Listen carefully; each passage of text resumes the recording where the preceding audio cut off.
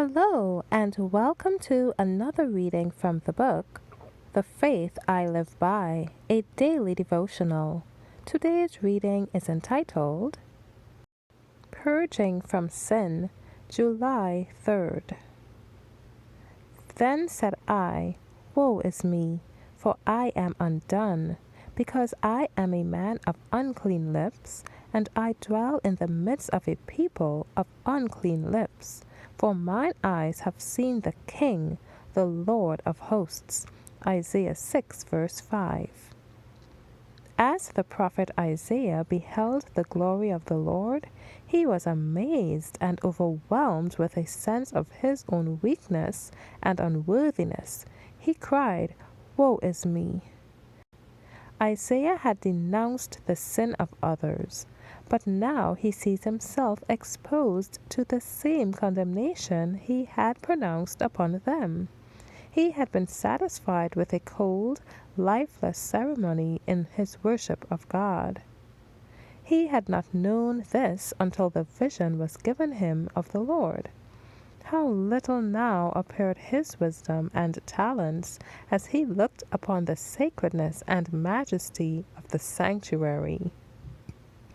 His view of himself might be expressed in the language of the Apostle Paul, O wretched man that I am, who shall deliver me from the body of this death?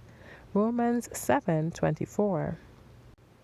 Then flew one of the seraphims unto me, having a live coal in his hand, which he had taken with the tongues from off the altar, and he laid it upon my mouth, and said, Lo, this hath touched thy lips, and thine iniquity is taken away, and thy sin purged.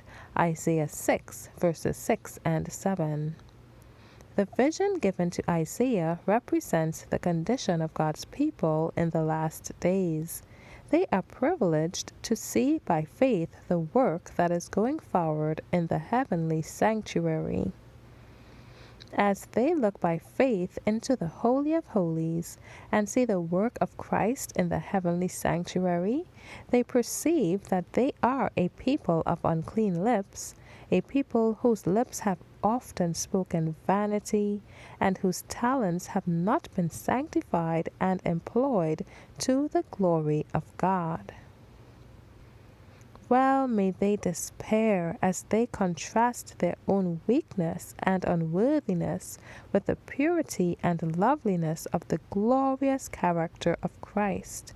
But if they, like Isaiah, will receive the impression the Lord designs shall be made upon the heart, if they will humble their souls before God, there is hope for them. The bow of promise is above the throne, and the work done for Isaiah will be performed in them. Thank you for listening today. I trust that you have received the message God had in store for you. God's peace be upon you. Maranatha.